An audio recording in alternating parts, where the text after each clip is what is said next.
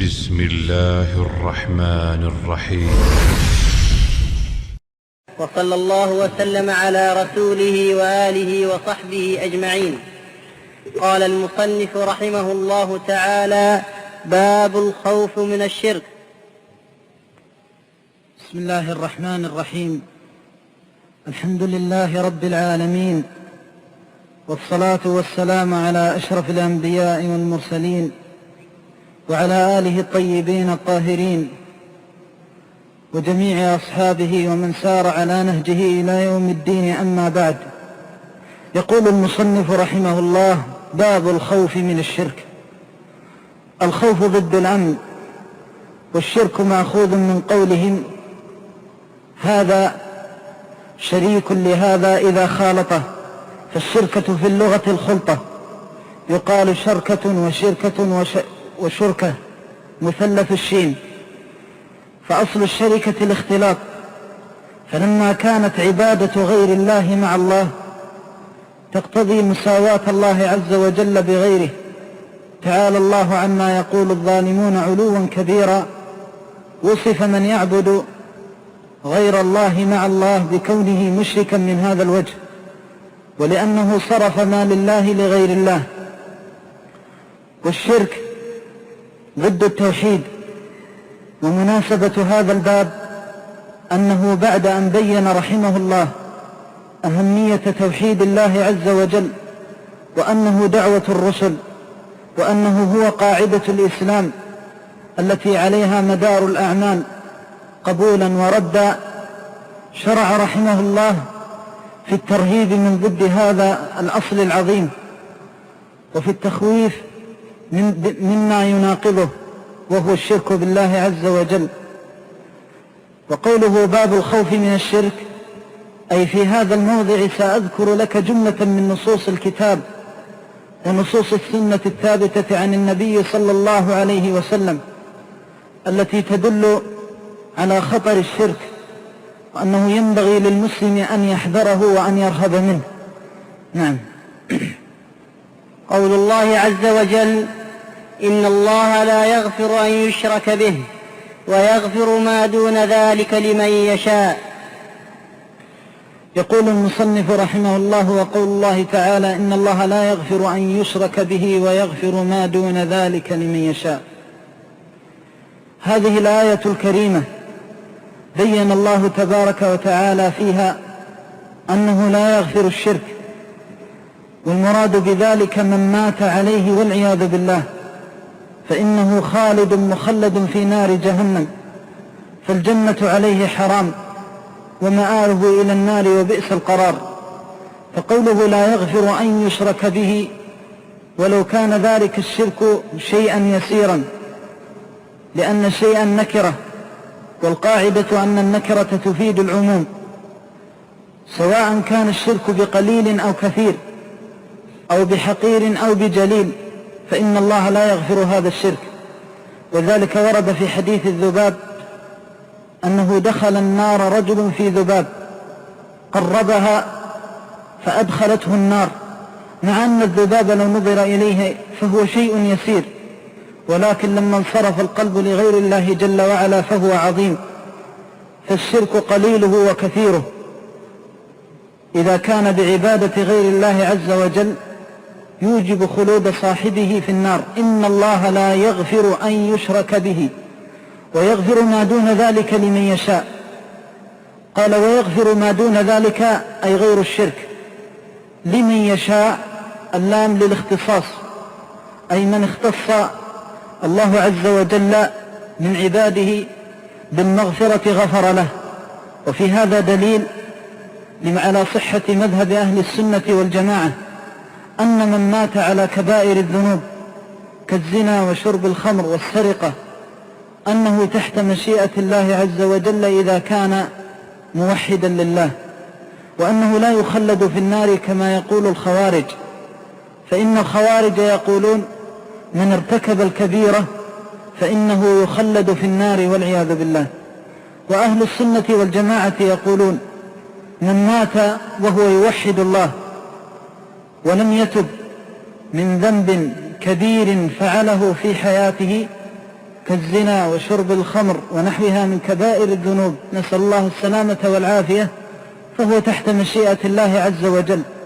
إن عذبه فبعدله، وإن رحمه فبفضله، يعذب من يشاء ويغفر لمن يشاء، يحكم ولا معقب لحكمه، وهو سريع الحساب ولا يسأل عما يفعل.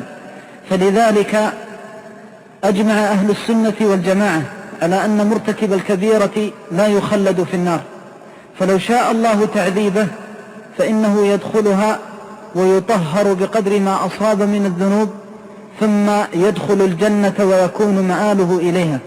وفي الحديث الصحيح عن النبي صلى الله عليه وسلم أنه يؤتى بهؤلاء الذين كتب الله لهم أن يعذبوا في النار من مرتكبي كبائر الذنوب، قال صلى الله عليه وسلم: يؤتى بهم وقد امتحشوا، أي غيرتهم النار، نسأل الله السلامة والعافية، فيلقون في نهر الحياة فينبتون، أي ينشئهم الله عز وجل ثم يدخلهم الجنة.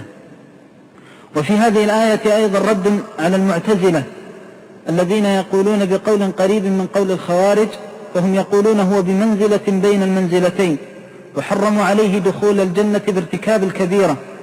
والصحيح ما ذكرنا أن مرتكب الكبيرة تحت مشيئة الله عز وجل، ولكن بشرط أن يموت ولم يتب منها. لكن لو أن إنسانا كان يشرب الخمر أو يزني أو يسرق ثم ندم وتاب وأناب إلى الله عز وجل ورد حقوق الناس ومظالم الناس إلى الناس، فإن الله يغفر له. قل يا عبادي الذين أسرفوا على أنفسهم لا تقنطوا من رحمة الله إن الله يغفر الذنوب جميعا. فأخبر سبحانه أنه يغفرها، ولكن كما قال العلماء آية الزمر مطلقة لمن تاب، وآية النساء تعتبر مخصصة لمن لم يتب، أي من مات مرتكبا للكبائر مصرا عليها ولو كبيرة واحدة فإنه تحت مشيئة الله عز وجل، ولذلك قد يدخل النار. وقد ثبت في الصحيح عن النبي صلى الله عليه وسلم أنه إذا ضرب الصراط على متن جهنم قامت الأمانة والرحم على جنبتي الصراط، إشارة إلى أن الإنسان إذا خان الأمانة لا يسلم في صراطه، وأنه إذا قطع الرحم أنه قل أن ينجو في صراطه، بل قال بعض العلماء إلا أن يشاء الله عز وجل، والغالب عليه أنه تأخذه كلاليب النار، نسأل الله السلامة والعافية. فالمقصود أن ارتكاب الكبائر على حالتين: من فعل ذنبا من الذنوب الكبيرة إما أن يتوب في حياته، وإما أن يموت وهو على ذلك الذنب، أو يموت عند الغرغرة. فإن تاب في حياته بشرط ألا يغرغر، بمعنى ألا يرى سكرات الموت، فإن الله يتوب على من تاب: وإني لغفار لمن تاب وآمن وعمل صالحا ثم اهتدى، نبئ عبادي أني أنا الغفور الرحيم. فأخبر سبحانه وتعالى أنه يغفر، وأنه كما في الحديث القدسي: فاستغفروني أغفر لكم، فمن استغفر الله وتاب إلى الله تاب الله عليه. وأما من مات وهو على الذنب فإنه على حالتين: إن كان شركا فإنه خالد مخلد في النار، وإن كان غير الشرك يعني دون الشرك يشمل ذلك كبائر الذنوب على اختلاف أنواعها، فإنه تحت رحمة الله عز وجل. إن عذبه فبعدله، كما يقول العلماء: إن عذب فبعدل، وإن رحم فذلك بمحض الفضل منه سبحانه وتعالى. مناسبة هذه الآية الكريمة: هذه الآية قرعت قلوب المؤمنين وذكرت عباد الله أنه من مات على الشرك أنه يخلد في النار، وأن من مات على غير الشرك من الذنوب وهو موحد أنه تحت رحمة الله، فرهبت من الشرك وخوفت منه وحذرت منه، وكانت إعذارا من الله لعباده. فناسب أن يذكرها المصنف رحمه الله في هذا الموضع. لماذا؟ لتضمنها لهذا المعنى العظيم، وهو التخويف والترهيب من الشرك بالله عز وجل. نسأل الله أن يسلمنا من ذلك. وقال المصنف رحمه الله تعالى: وقال الخليل عليه السلام: واجنبني وبني أن نعبد الأصنام.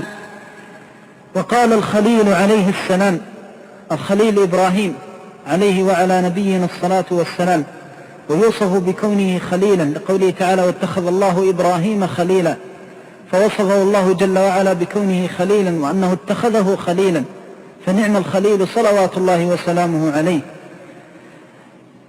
قال تعالى عنه اجنبني وبني أن نعبد الأصنام، دعوة من دعواته.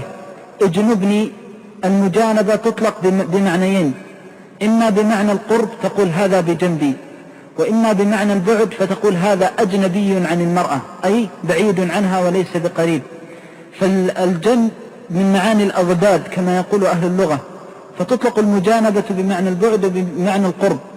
وقوله واجنبني أي يجعل الشرك في جانب وأنا في جانب، أي أبعده عني ولا تجعلني من أهله ولا من المتلبسين به ولا من المتصفين به. واجنبني أي رب اجنبني. وفي هذا دليل على أن العبد لا يسلم من الشرك إلا أن يسلمه الله جل وعلا، ولذلك ينبغي أن يلهج بالدعاء وسؤال الله جل وعلا أن يسلم قلبه، وأن يجعل قلبه خالصا لله سبحانه وتعالى، وأن يجعله من الموحدين حتى يوفقه الله عز وجل لسلوك سبيل النجاة.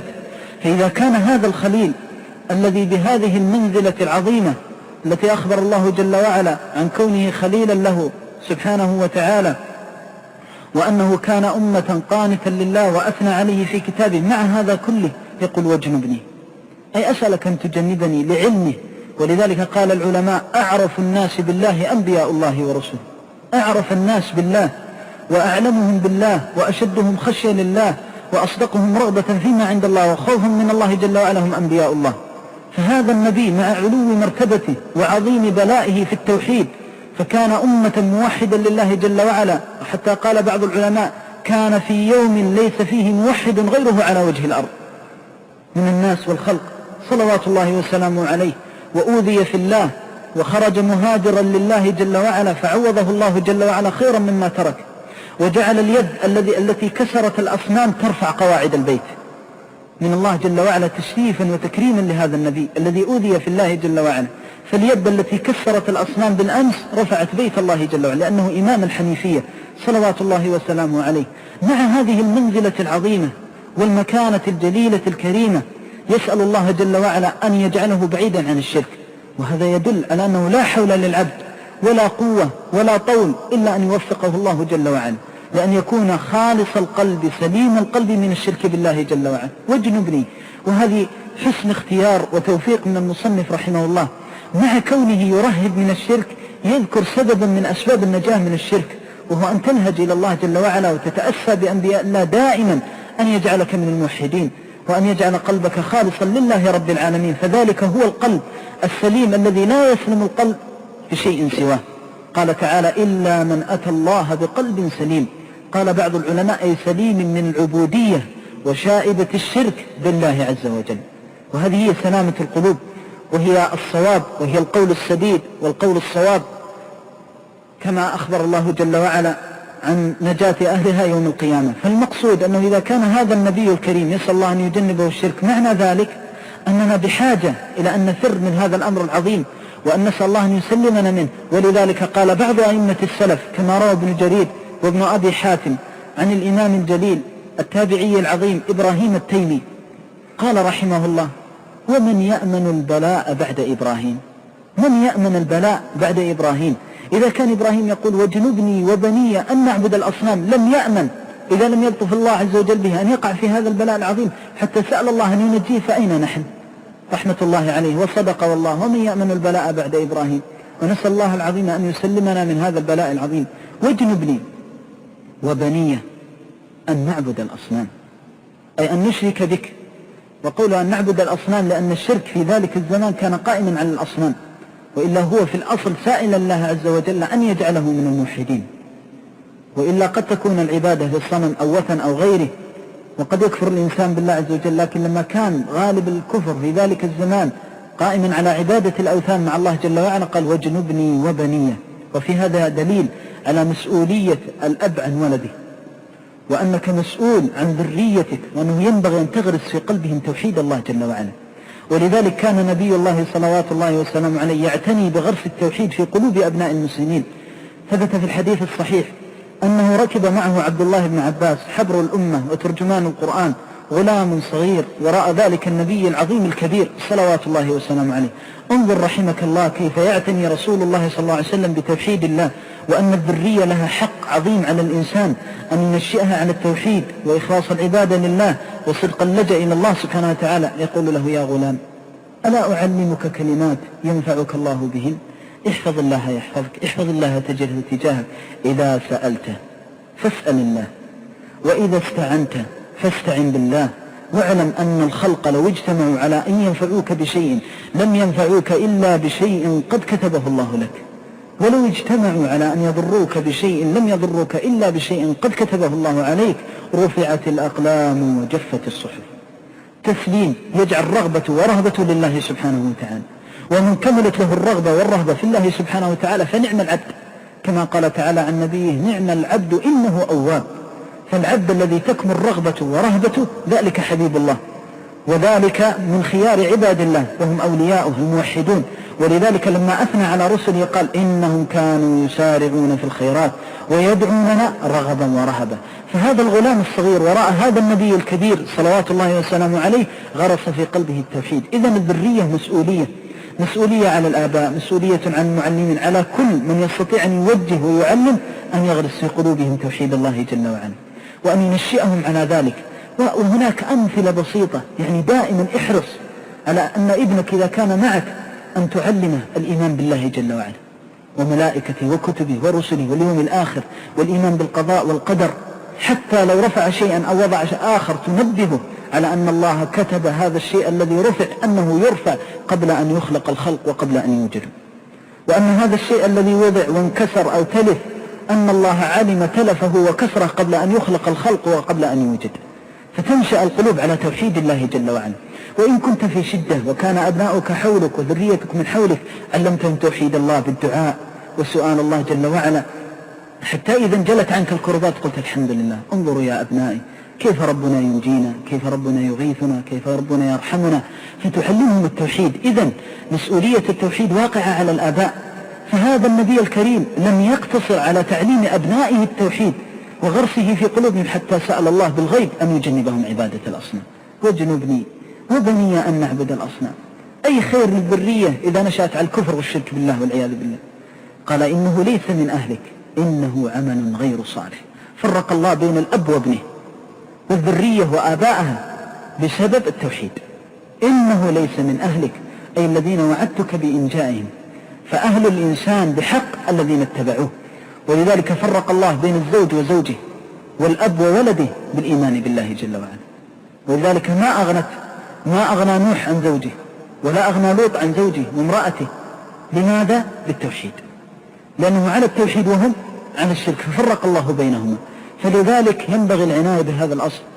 دعوة هذا النبي الكريم قوله: واجنبني وبني أن نعبد الأصنام، يدل على خطر هذا الأمر العظيم، وعلى أنه ينبغي على المسلم أن يحرص على غرسه في أبنائه ويسأل الله أن يسلمه وسلم ذريته من بعده من عبادة الأصنام. أن نعبد تقدم معنى العبادة، والأصنام جمع صنم.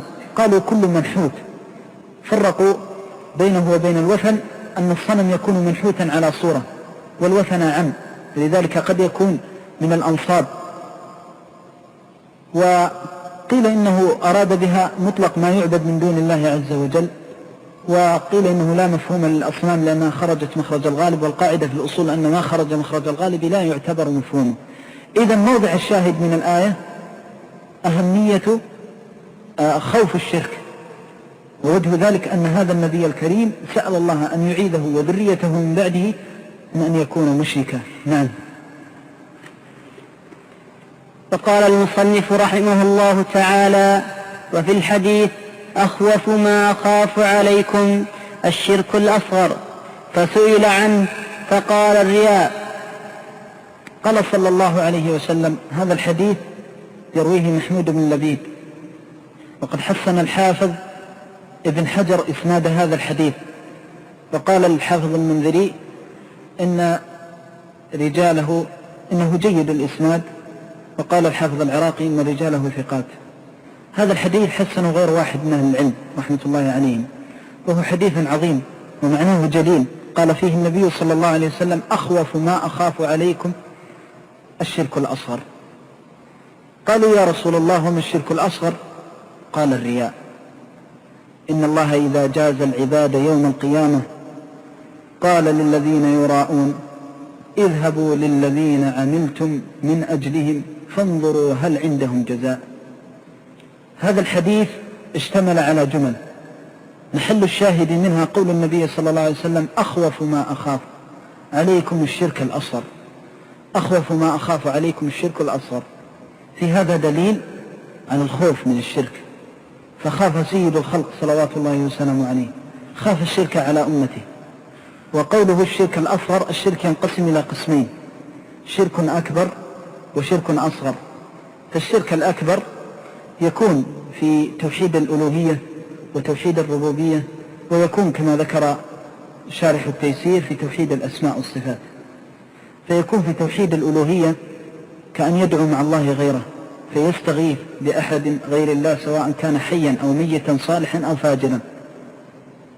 ويكون في توحيد الربوبية كأن يعتقد أن هناك من خلقه وأوجده مع الله عز وجل، نسأل الله السلامة والعافية. ويكون في الأسماء والصفات كقول المشبهة يد كيدي، فلما أثبت الله لنفسه اليد الصفة وأنها من صفاته لما خلقت بيدي، فأثبت سبحانه وتعالى له صفة اليد في نصوص الكتاب والسنة، فجاء المشبه وقال يد كيدي والعياذ بالله، فلم ينزه الله ولم يوحده في هذه الصفة.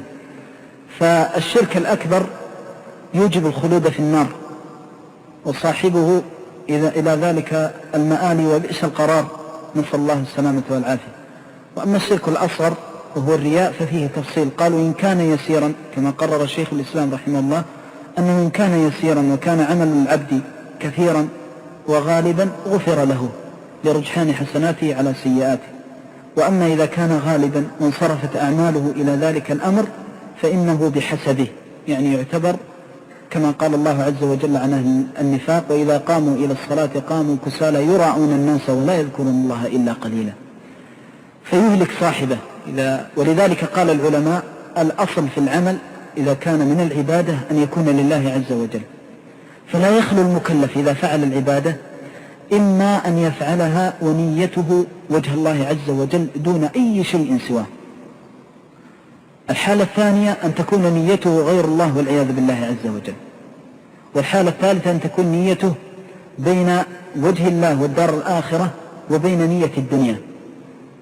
فأما الحالة الأولى وهي أن تكون نيته لله خالصة فبالإجماع أنه عمل صالح وقربة لله سبحانه وتعالى، كما قال جل وعلا فمن كان يرجو لقاء ربه فليعمل عملا صالحا ولا يشرك بعبادة ربه أحدا.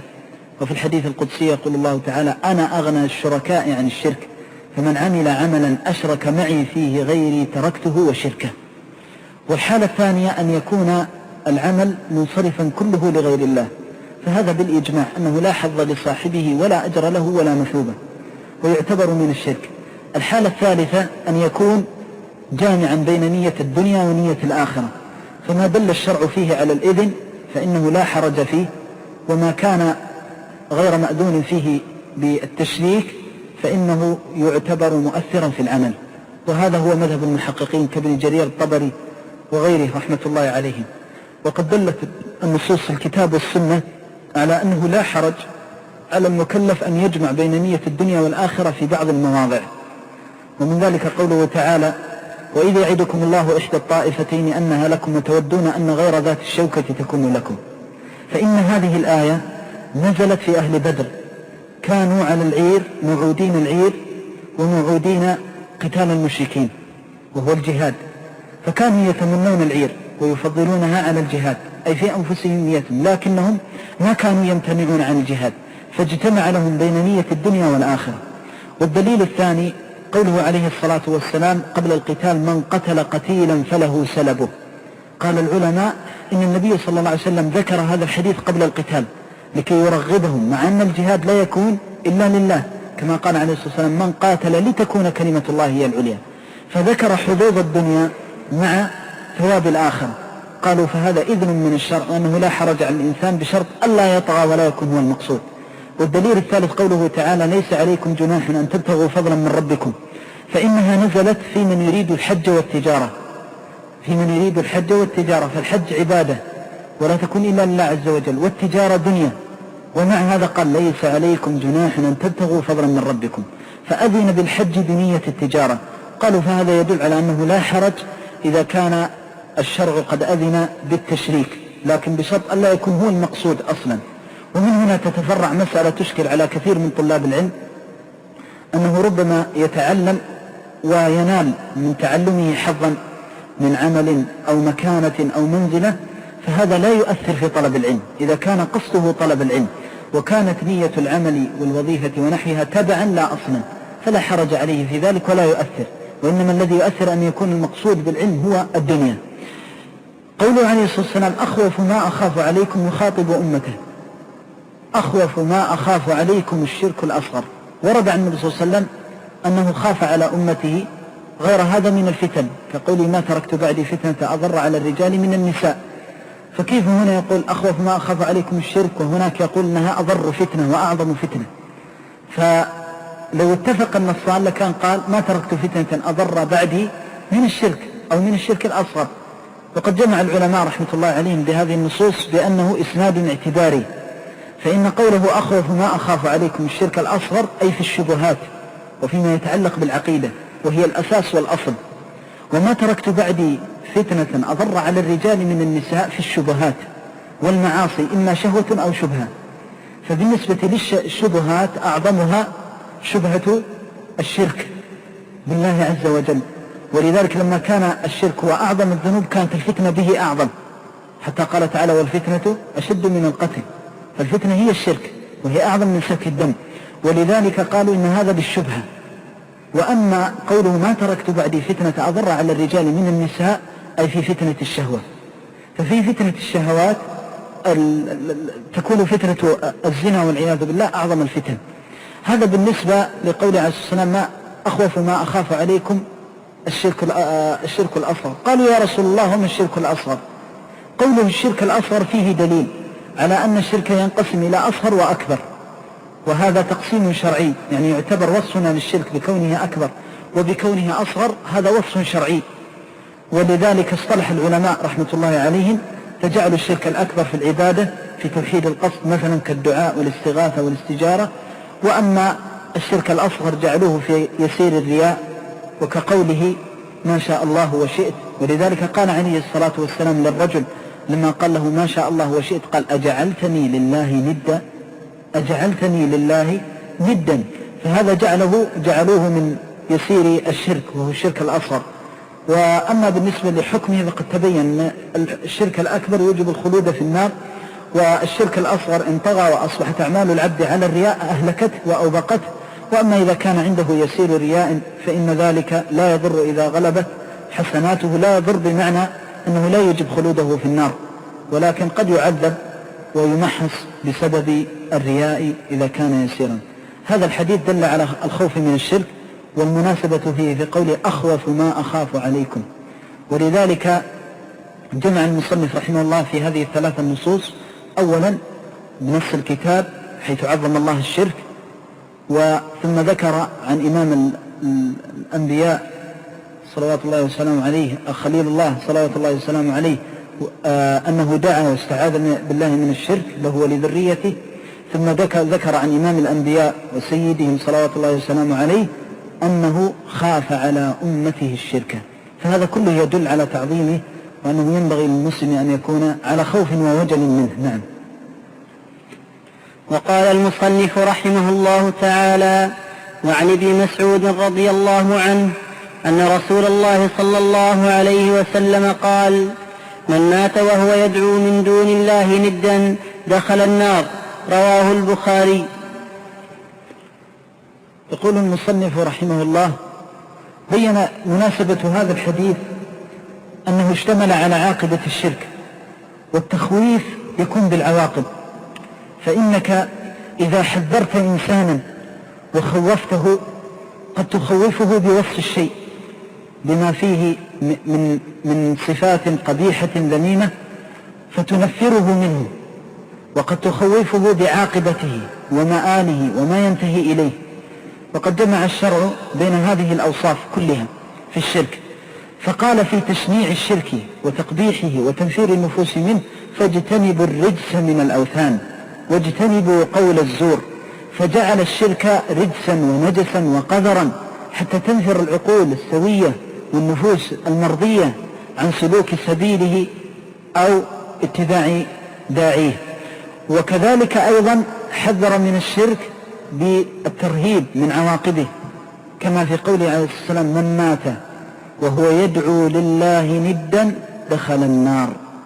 هذا الحديث الصحيح اشتمل على التخويف من الشرك من جهة إثبات دخول النار لأهله، وهذا كما قلنا أمر عقدت عليه أدلة الكتاب والسنة وأجمعت عليه الأمة، أن من مات وهو يشرك بالله شيئا أنه يدخل النار.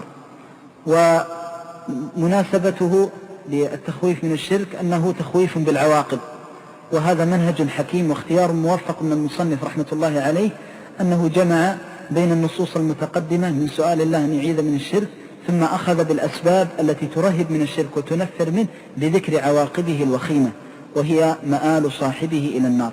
قوله دخل النار في إثبات دخوله للنار، الذين يدخلون النار على أقسام: منهم من يدخلها ولا يخلد كما قلنا، ومنهم من يدخلها ويخلد، والمراد هنا أنه يدخلها ويخلد لدلالة النصوص الأخرى على الأبدية والبقاء في النار لمن دخلها مشركا وكافرا بالله عز وجل.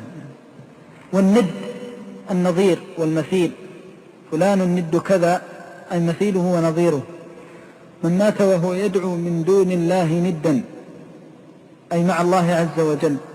وند نكرة، وهذه النكرة كما يقول الأصوليين النكرة تعم، يشمل أي ند، وفي الحقيقة أنه لا مثيل لله عز وجل، ولكن في اعتقاد هؤلاء وفي فعلهم من العبادة والتقرب لهذه الأشياء نزلوا هذه الأشياء منزلة الله جل وعلا. تعالى الله عما يقول الظالمون علوا كبيرا، فنزلوها هذه المنزلة التي لا تستحقها. ولذلك وصف الله الشرك بكونه ظلما، قد ظلم الإنسان فيه نفسه وظلم وجار، لأنه وضع العبادة في غير موضعها، كما أن الظالم يضع الأمور في غير موضعها بجوره وعدوله عن صراط الله السوي. نعم. وقول المصنف رحمه الله تعالى: ولمسلم عن جابر رضي الله عنه أن رسول الله صلى الله عليه وسلم قال: من لقي الله لا يشرك به شيئا دخل الجنة، ومن لقيه يشرك به شيئا دخل النار. يقول عليه الصلاة والسلام: من لقي الله لا يشرك به شيئا دخل الجنة، ومن لقي الله يشرك به شيئا دخل النار. هذا الحديث مناسبته للباب أنه اشتمل على الترهيب من الشرك بذكر عاقبته، كما اشتمل عليه الحديث الذي قبله. وموضع الشاهد منه: من مات وهو يشرك بالله شيئا دخل النار. وأيضا فيه ترغيب في ترك الشرك والبعد عنه في قوله: ومن مات لا يشرك به شيئا دخل الجنة.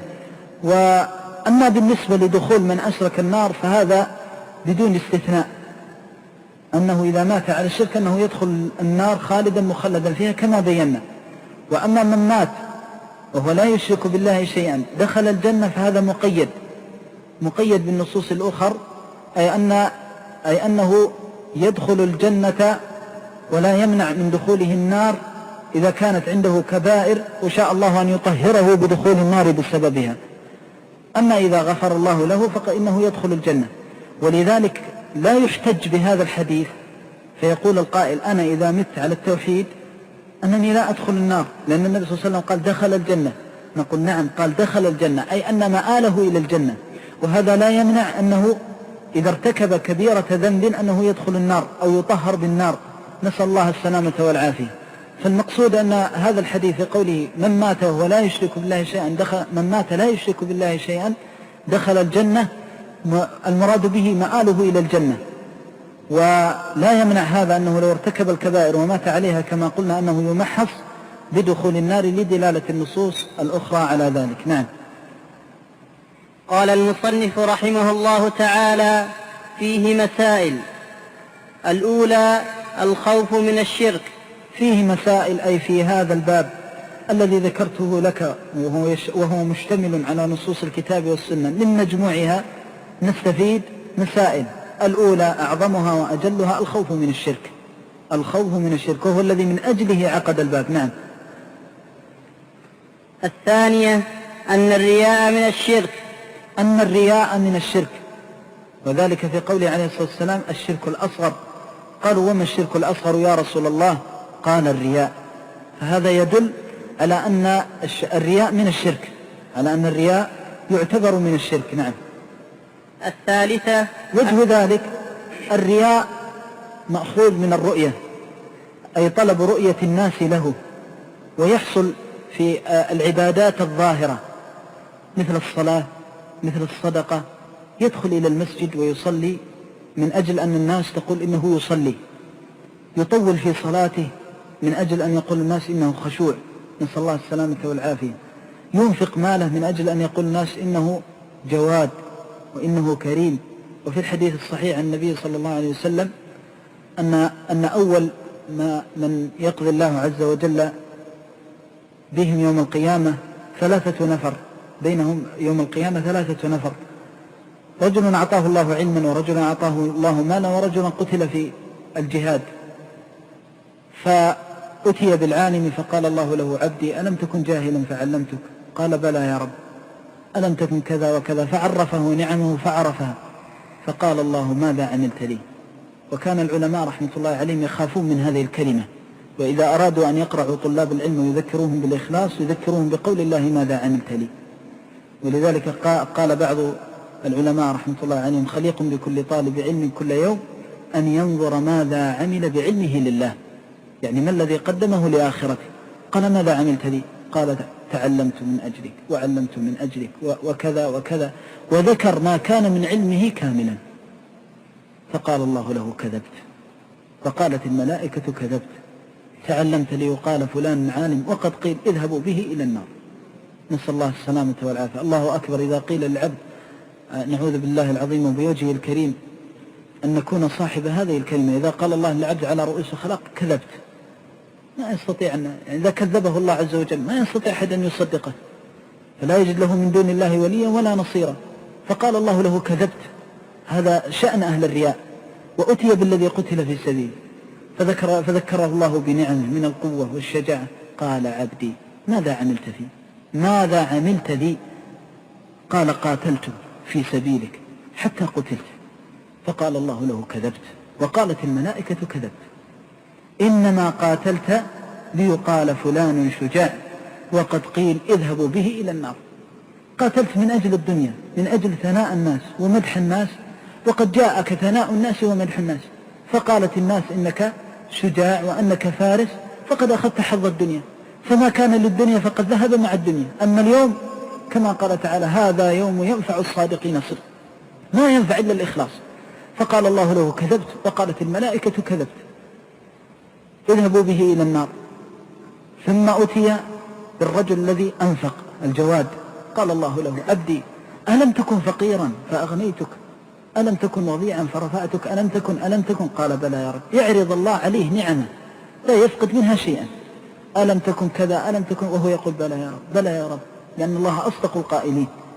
فحتى إذا قرره الله بنعمة قال الله: ماذا عملت لي؟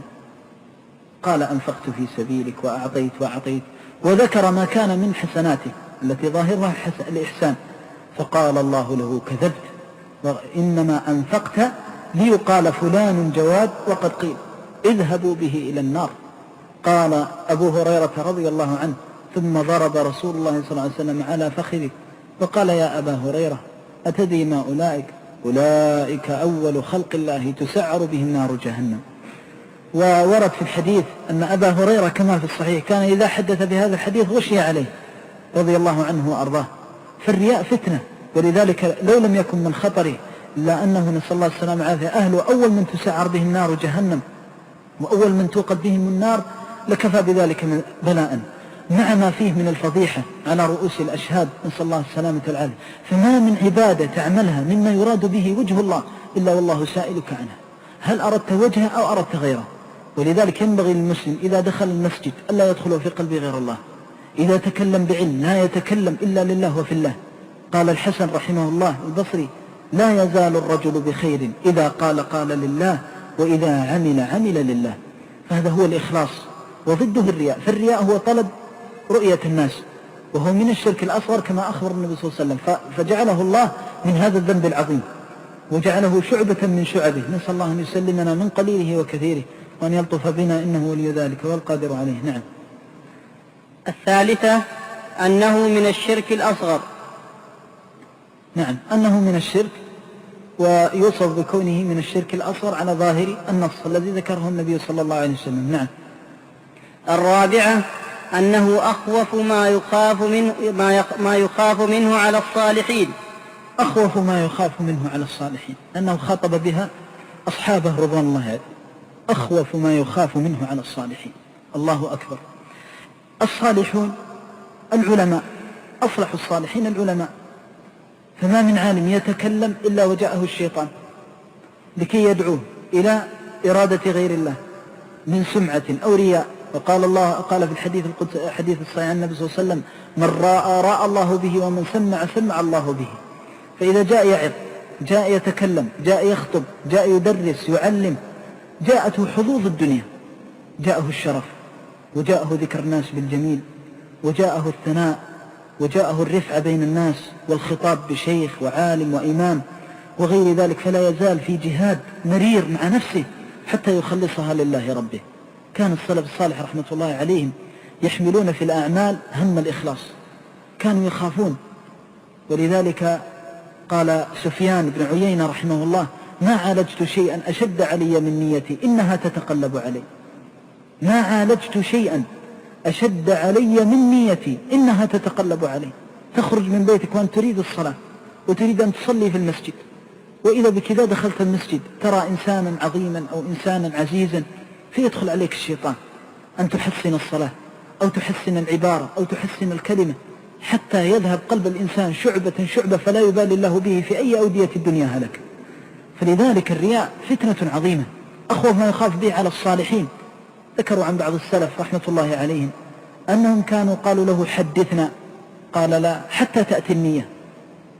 لا، ما أستطيع حتى تأتي النية، يعني حينما أحس أنتم تقولوا لي حدثنا، فكأنه نوع من الاستشراف أن يصبح هو الذي يحدث، وكأنه نظر أنهم، لأنه إذا طلب منه التحديث نظر إلى فقرهم إليه وحاجتهم إليه، وأنه ذاك العالم، وأن المحتاج إلى علمه ومحتاج إلى تحديثه. فقال: لا، إلى الآن ما خلص قلبي ولا صدقت نيتي، لا، حتى تأتي النية.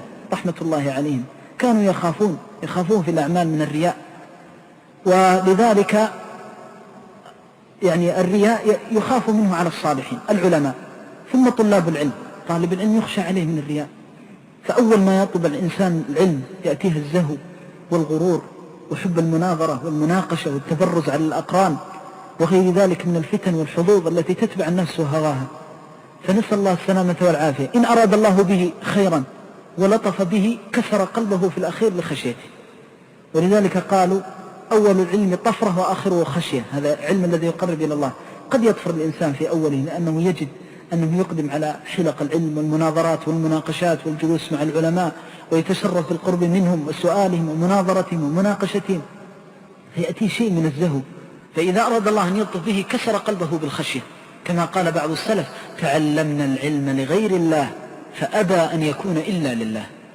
فقد يكون أول شيء من حظوظ الدنيا يحمل الإنسان كتابه، فيرى أن الناس بدأت تجله وبدأت تحترمه وبدأت تكبره وبدأت تخاطبه بالخطاب الذي يدل على إجلاله بعد أن كان من عوامهم. ثم بعد ذلك يبدأ يتعلم فيحس أنه صار يفهم وأنه صار يعلم، فربما دخله الغرور، ثم دخله طلب السمعة وطلب الرياء حتى يهلك. ولذلك يخشى منه عن الصالحين، أخوف ما يخاف على الصالحين. ثم العباد وهم في حرب مع النفس الأمارة بالسوء. فلذلك تجد إنسان إذا صلحت أقواله وصلحت أعماله وبدأ الخشوع في وجهه وآثار العمل الصالح تظهر في حركاته وسكناته، بقي قلبه، هل يريد به الله أو يريد غير الله؟ فتأتيه الناس وتنظر إليه نظرة الإجلال والإكبار والإعظام حتى يهلك، نسأل الله السلامة والعافية.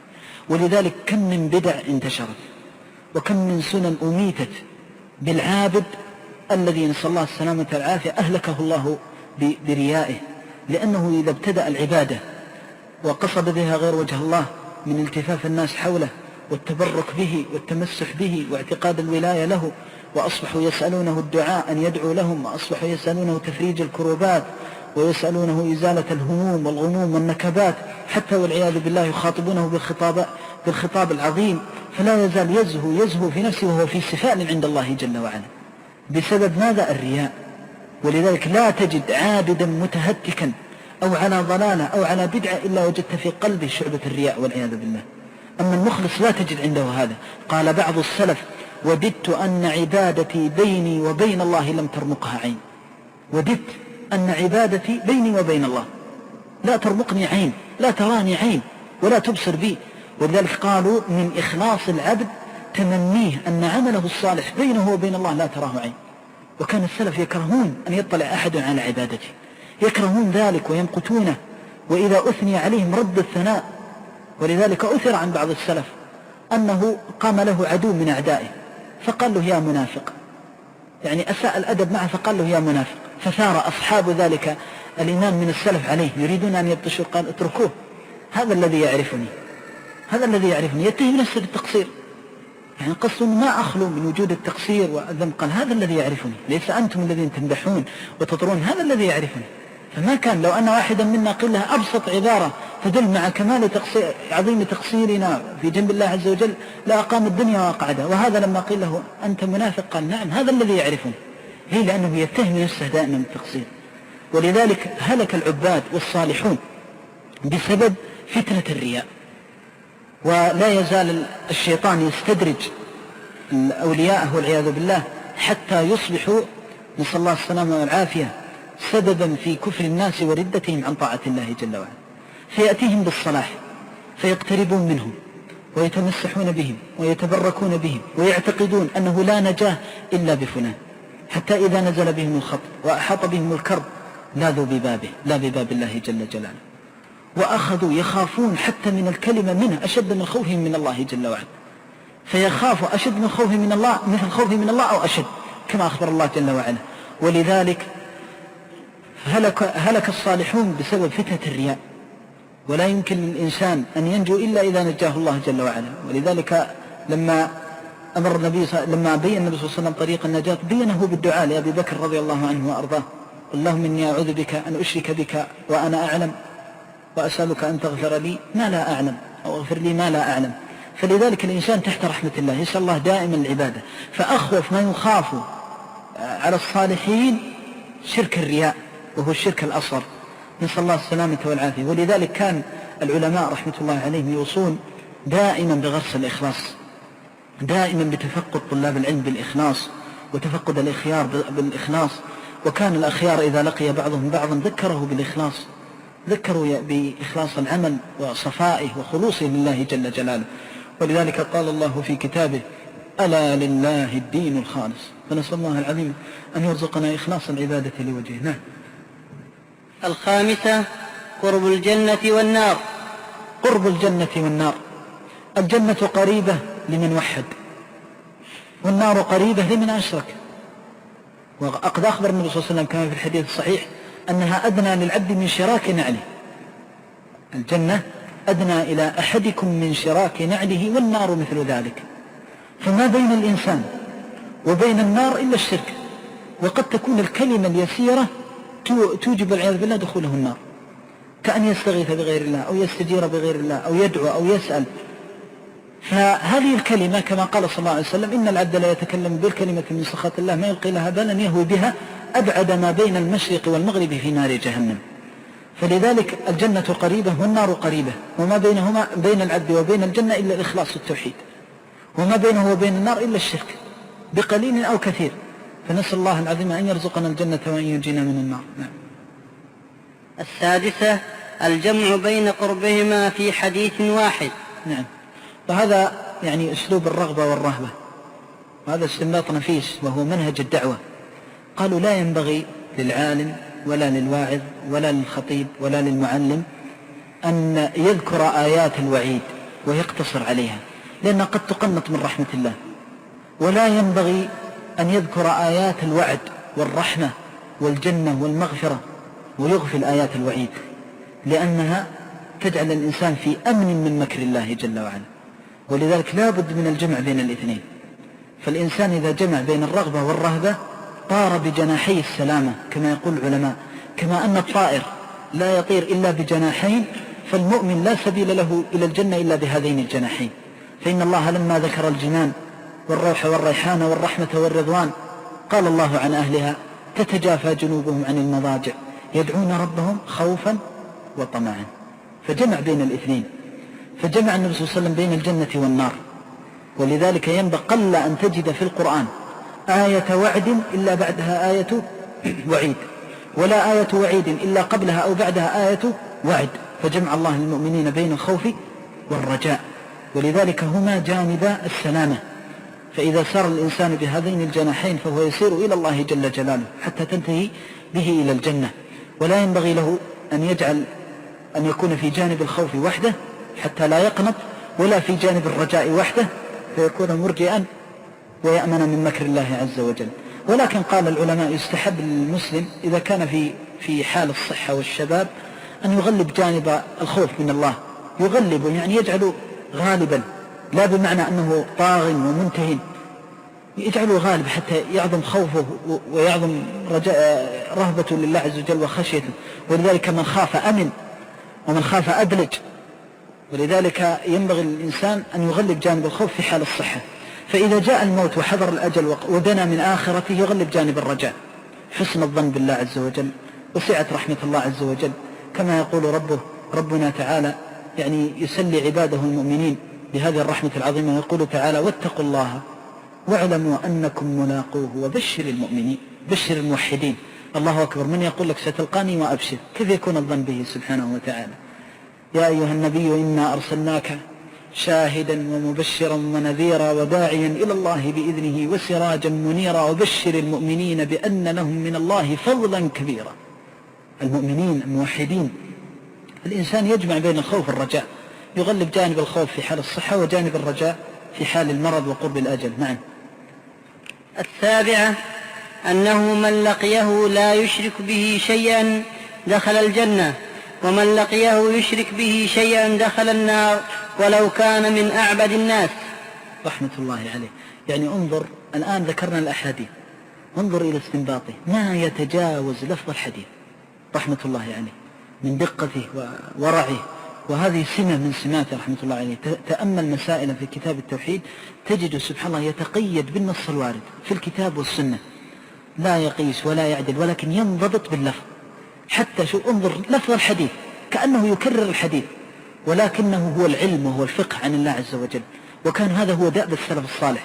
ولذلك لما تقرأ في التفاسير المروية عن ابن عباس وابن عمر والسلف الصالح رحمة الله عليهم تجد كلمات التفسير لهم قليلة على قدر الآية، ما تجد عندهم كثير العبارة، ما تجد عندهم تكلف. وهذا هو منهج السلف الصالح في الاستنباط. فهذا من يعني لما تنظر من لقيه لا يشرك به شيئا دخل الجنة، ومن لقيه يشرك به شيئا دخل النار ولو كان أعبد الناس. وهو معنى يتضمنه الحديث لأنه عموم، فهو مستفاد من الحديث. لكن لو كان أعبد الناس نبه بهذا إلى حال الناس اليوم، لأنك قد تجد أناسا يعني هذه الكلمة كونه قد يقول قائل لماذا يقول المصنف ومن لقيه يشرك به شيئا دخل النار ولو كان أعبد الناس؟ لماذا اختار العابد؟ لمكان الفتن. وهذه العبارة لها أصل في الكتاب، فإن الله عز وجل يقول هل أتاك حديث الغاشية وجوه يومئذ خاشعة، إيش بعدها؟ عاملة ناصبة تصلى نارا حامية. ذكروا عن عمر رضي الله عنه أنه مر على نصراني وهو يعبد في ديره فبكى رضي الله عنه وارضاه. فلما قيل أرقة للنصرانية يا ابن الخطاب أو يا أمير المؤمنين؟ قال لا والله إني ذكرت قول الله عز وجل عاملة ناصبة تصلى نارا حامية. يعني نظر إلى هذا العابد الذي يقوم ليله رهبان ليل راهب ليل ونهار ومآله والعياذ بالله إلى النار. فيعني خوف، شيء يدعو إلى الخوف الوجل. ليس القضية بكثرة الأفعال والأعمال، ولكن القضية بالسلامة والإخلاص الذي يكون الإنسان به على صراط الله المستقيم وطريقه القويم. ولذلك ينبغي للمسلم دائما أن ينظر في خلوص العبادة. أما كثرة العبادة وكثرة العمل بدون إخلاص وبدون توحيد هذه لا قيمة له. وقدمنا إلى ما عملوا من عمل فجعلناه هباء منثورا. وأخبر الله عز وجل عن أعمال الكفار أنها كسراب بقيعة يحسبه الظمآن ماء حتى إذا جاءه لم يجده شيئا. فالكافر الذي أشرك مع الله عز وجل يأتي يوم القيامة وهو يظن أن أعماله وحسناته، فإن الكفار قد تكون لهم حسنات كالكلمات الطيبة، وربما يفرج كربة أحد، وربما يعمل عملا طيبا صالحا في ظاهره أنه عمل حسن، ولكن يعجل الله له به المثوبة في الدنيا، فإذا جاء في الآخرة لم يجد شيئا. وقدمنا إلى ما عملوا من عمل فجعلناه هباء منثورا. بسبب ماذا؟ عدم التوحيد وبسبب الشرك بالله. ولو كان أعبد الناس أي أنه سينتهي به إلى النار وبئس القرار. الثامنة المسألة العظيمة سؤال الخليل له ولبنيه وقاية عبادة الأصنام. بسم الله الحمد لله والصلاة والسلام على رسول الله وعلى آله وصحبه ومن والاه. المسألة العظيمة لأنه أعظم شيء كما قلنا أن يسلم الإنسان من هذا الذنب العظيم. قال عبد الله رضي الله عنه: سألت النبي صلى الله عليه وسلم: أي الذنب أعظم؟ قال: أن تجعل لله ندا وهو خلقك. قلت: ثم أي؟ قال: أن تقتل ولدك خشية أن يطعم معك. قلت: ثم أي؟ قال: أن تزاني بحليلة جارك. فجعل أعظم الذنوب الكفر والشرك، فأصبح سؤال النجاة عظيما لأنه نجاة من أمر عظيم. المسألة العظيمة سؤال الخليل ربه أن يقيه وذريته عبادة الأصنام، أي الشرك بالله عز وجل. نعم. التاسعة اعتباره بحال الأكثر لقوله: رب إنهن أضللن كثيرا من الناس. الاعتبار افتعال من العبور، عبر الشيء إذا جاوزه. قالوا إن الله عز وجل إن العبد إذا كمل عقله وسلم لبه إذا نظر بحال غيره عبر هذا الحال إلى نفسه من جهة السبب. فلو نظر مثلا إلى عقوبة الله بمن كفر وعلم أن سبب العقوبة هي الكفر، فإنه يعبر بهذه العلة وهي الكفر إلى نفسه، فيقول: إن كفرت عاقبني الله كما عاقبهم. هذا يسمى عبورا من هذا الوجه. ولذلك قال تعالى: فاعتبروا يا أولي الأبصار، يا أهل البصائر، فلا يعتبر إلا من عنده بصيرة. فالمراد أن الإنسان الاعتبار أن تنزل نفسك منزلة الغير من جهة السبب. إذا تعاطيت السبب الذي حلت به النقمة أو النعمة على الغير فإنه سيحل بك ما حل به، إن خيرا فخير وإن شرا فشر. فهذا الاعتبار. فإبراهيم الخليل قال: الاعتبار بحال غيره، لأنه أنها أضلت كثيرا من الناس. فهذا يدل على كمال بصيرته عليه الصلاة والسلام، وأنه ينبغي للمسلم العاقل دائما ألا يأمن من مكر الله عز وجل. ولذلك لما أمن كثير من الناس من الشرك وقعوا فيه. فلذلك تأتي للرجل وتقول له: إن الشرك باب عظيم وباب خطير. يقول لك: يا أخي، الناس مسلمون، الناس موحدون، الناس يقولون لا إله إلا الله، الناس بخير، أمة محمد بخير، أمنوا، نسأل الله السلامة والعافية. وهذا نبي الله الخليل يسأل الله عز وجل أن ينجيه ويضع على الله عز وجل أن يسلمه وذريته من عبادة الأصنام.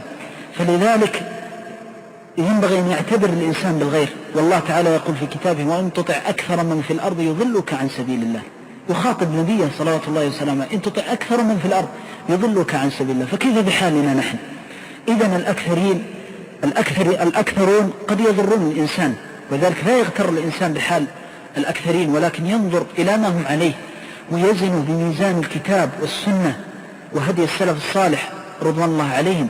فإن كان شيئا يوافق كتاب الله والسنة النبي صلى الله عليه وسلم فأكثرية معتبرة، وإن كان غير ذلك فإنها ضالة، كما أخبر الله جل وعلا أن الشاكرين قليلون، وأن الحامدين قليلون، وأن المؤمنين قليلون. ولذلك أتباع الرسل قلة والمؤمنون بالرسل قلة. فلا ينبغي للإنسان أن ينظر إلى الأكثرية، ولكن ينظر إلى حالهم وما هم عليه، إن خيرا فخير وإن شرا فشر. والأكثرية تنقسم بالمناسبة إلى قسمين: أكثرية خارج الأمة كأكثرية أهل الكفر، هذه ليست بحجة ولا يلتفت إليها، وهي المعنية بقوله إن تطع أكثر من في الأرض يضلوك. فأخبر سبحانه عن أكثرية خارجة عن الدين. وأما بالنسبة للأكثرية في داخل الدين كأكثرية السلف الصالح وأكثرية العلماء وأهل العلم وأهل الكتاب والسنة، فهذه أكثرية معتبرة وأكثرية على خير. ولا يأتي إنسان ويرى جماهير أهل العلم رحمة الله عليهم على دليل وعلى نص، ويرى يخالفهم الواحد والاثنين برأي واجتهاد، ويقول لعل الصواب مع الواحد وكم من إنسان انفرد بالحق، لا، ويشد. إنما يتبع الأكثرية التي تتبع الكتاب والسنة، ولكن الشرط أن تكون على دليل وعلى حجة وسبيل ومحجة. فالمقصود أن الإنسان اعتبر الخليل بحال الأكثرين، وهذا يدل على أنه الشرك متفش في الناس، وأن التوحيد والإيمان قليل. ولذلك وقد أخبر الله عن ذلك في أكثر من موضع، ووردت الأحاديث عن النبي صلى الله عليه وسلم كما في الصحيحين وغيره، حتى أخبر أنه لا يسلم من 1000 إلا واحد، وعظم الأمر على الصحابة فقال منكم 999 من يأجوج ومأجوج. المقصود أن الأكثرين على ضلالة، إلا إذا كانوا من أهل الحق فأكثريتهم خير ورشد وفضل ونب، ما أصابوا كتاب الله وسنة رسوله صلى الله عليه وسلم. العاشرة فيه تفسير لا إله إلا الله كما ذكره البخاري. نعم، هذا كما لأنه من لازم لا إله إلا الله الخوف من الشرك والبعد عن الشرك، ولذلك من لوازم الإيمان بالله عز وجل ترك عبادة الأوثان. فلو قال لك قائل الناس يقولون لا إله إلا الله، تقول لا إله إلا الله لازمها ومن مقتضياتها عدم الشرك بالله عز وجل. فلا يمكن للإنسان أن يحقق توحيد الله عز وجل ويكون من أهل لا إله إلا الله إلا إذا نبذ عبادة غير الله جل وعلا. وهذا معنى قوله لا إله إلا الله، أن تنفي عبادة غير الله، فإذا نفيتها نفيت الشرك. وإذا أثبتت العبادة لله عز وجل كان إثباتك العبادة لله عز وجل لا غير كاف إلا إذا قرن بترك الشرك. وينبه المصنف بهذا أنه لا يكفي قول الناس لا إله إلا الله ما لم يكن هناك خوف من الشرك وبعد عن الشرك، وأنه ينبغي لأهل لا إله إلا الله أن يكونوا على هذا الخوف والمجانبة لعبادة غير الله مع الله عز وجل. 11 فضيلة من سلم من الشرك. فضيلة من سلم من الشرك، لأن الله عز وجل فضيلة من سلم من الشرك، لأن النبي صلى الله عليه وسلم أخبر أنه من أهل الجنة، فمن أفضل الفضائل دخول العبد إلى الجنة. فمن سلم من الشرك فإنه من أهل الجنة بشهادة رسول الله صلى الله عليه وسلم. نعم.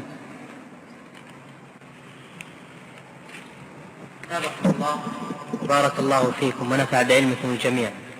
فضيلة الشيخ، هذا سائل يقول: ما حكم لبس الساعة في يد الرجل؟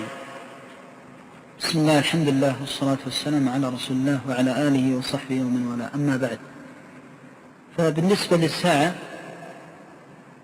كما قال تعالى: وأنزلنا الحديد فيه بأس شديد ومنافع للناس، فهي من نعم الله عز وجل التي رحم بها العباد، فالناس يعرفون بها مواقيت صلاتهم ومواقيت أعمالهم، وقد يستعينون بها على الوفاء بالوعود، ففيها خير كثير.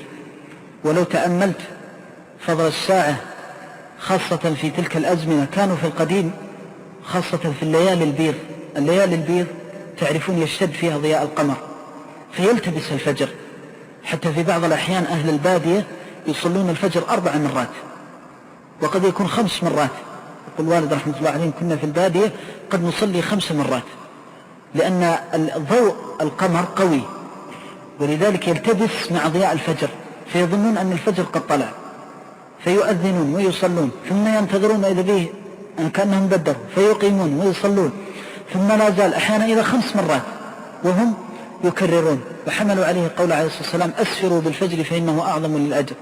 المقصود هذه من نعم الله في الساعة، ففيها رحمة بالناس والله عز وجل لما قال وجعلنا الليل والنهار آيتين فمحونا آية الليل وجعلنا آية النهار مبصرة لتبتغوا فضلا من ربكم ولتعلموا عدد السنين والحساب وكل شيء فصلناه تفصيلا، فجعلها نعمة أن يعلموا عدد السنين والحساب.